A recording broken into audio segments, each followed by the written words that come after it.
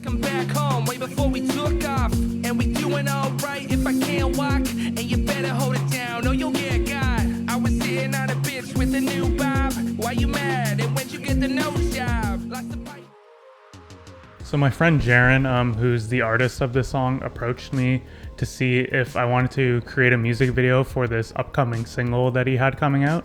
And knowing the style of music that he makes, I knew he'd be down to do something kind of fun and different, so that's definitely what incentivized me to shoot this project. So knowing beforehand that the budget for this project was going to be pretty much next to nothing, we were going to have to shoot it with a very small crew, minimal gear. I knew that I was going to have to get creative in order to make something interesting. So being the director and DP of this music video, I came up with the concept and the look of this project, and I was in charge of figuring out how to achieve this on a technical basis. And obviously these choices were approved by the artist, but he pretty much gave me full range to do whatever I wanted creatively.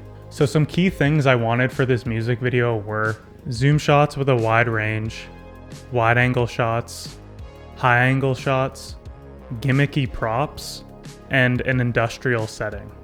In order to help visualize my own ideas and more importantly get those ideas across to other people, I created a mood board using Frameset. So after the visual language had been established, I knew I had to figure out the camera package and what gear we would actually be able to get our hands on for such a small budget.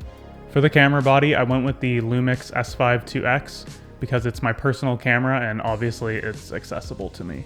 So finding a zoom lens with a wide enough distance range to get those really long zoom shots, I knew was going to be a challenge with the budget we had. Typically those zoom lenses are really expensive to rent. However, after looking around a bit, I found a vintage Angino 25-250 available at Lyft, and I was able to rent it for more than a reasonable price. I've mentioned Lyft on this channel before. If you're in the Greater Toronto area, I can't recommend Lyft enough.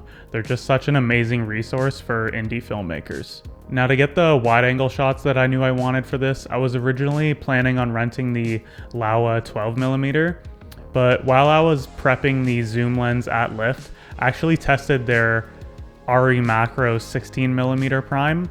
While this lens nearly isn't as wide as the Laowa 12mm, since it's a macro lens, the close distance on it is something like 4 or 5 inches, so I knew you would be able to get some interesting looks while still having a pretty wide lens.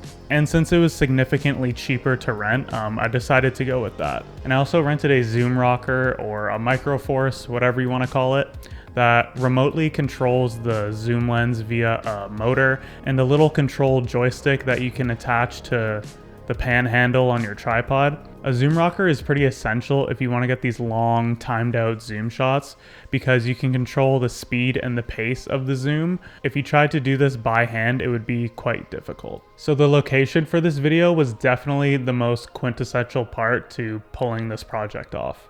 And like I mentioned earlier, I knew I wanted an industrial setting for this project. And lucky for me, I knew of a spot near my house that I actually used a couple of years ago on a mini documentary that would work absolutely perfect for this. And I knew that it was unattended on the weekends, so the odds of us getting kicked out for not having a permit were pretty low. And having such a small crew, you can typically get away with these types of things. Another reason why this location was so essential to this project was because it had a lot of factors that could create an interesting composition. Pillars, pools of water, different elevation points to get interesting angles, just to name a few. Without this location, this project definitely wouldn't have turned out the way it did. So prior to the shoot day, I went to the location and scouted it. Using CADRidge, I found some frames for some different setups I wanted to do. CADRidge is great because you can put in your exact camera, lenses, and aspect ratios in order to get an exact frame of what it would look like with an actual camera. Doing this beforehand really helps a lot on the day because you have a pretty good idea of what your frame is and where you're gonna land the camera. I also used the Sunseeker app in order to see where the sun would be at the different times of day when we were shooting. Since there was no budget for any lighting or grip equipment, the only thing I had was my 5-in-1 reflector. Knowing where the sun was going to be beforehand really helps you on the day get the best you can out of what you have, which is just natural light. So I shot this with a very small crew, me as the director, DP, and my friend Easy as the camera assistant. And we had a really small window to shoot this. We were shooting it between 12 p.m. to 6 p.m., so 6 hours, and 95% of the shots were done during the day, but I knew we had one shot planned at sunset, so we didn't really have that much time to waste. Not that you ever do. However, things went pretty smoothly for a very run and gun shoot. So since this was only a crew of 2 people, I had to do a bit of my own assistant directing and create the shot list in order to maximize time. So the way I created the shot list in order to maximize time was we shot everything on the zoom lens first, and then we moved over to all the shots on the 16mm prime. Since we had such a small crew and a very small window to shoot this, I knew we didn't have the luxury to be swapping lenses back and forth. Especially when you're going from like a big zoom lens to a small prime, there's a lot of small parts that you might forget about, like switching the rods, like adjusting the head, switching the matte box. Like these things don't seem like that much, but on the day, like they take some time, and we really didn't have much time to waste. And by banging out all the zoom lens shots first, I knew we only had to swap lenses once. I also brought my small wagon that you can carry stuff in for this shoot.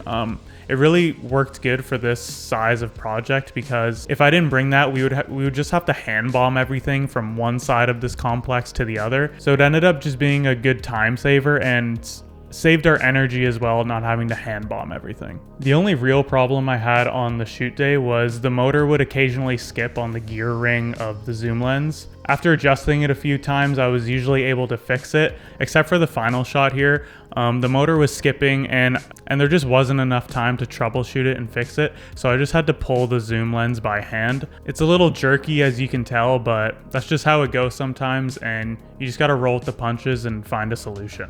So the takeaway from this project would be that you're able to create something compelling even when you have little to no resources. You need to get creative with your idea and use the resources that are available to you. You should create a solid plan beforehand and be able to roll with the punches when things aren't going your way and find a solution.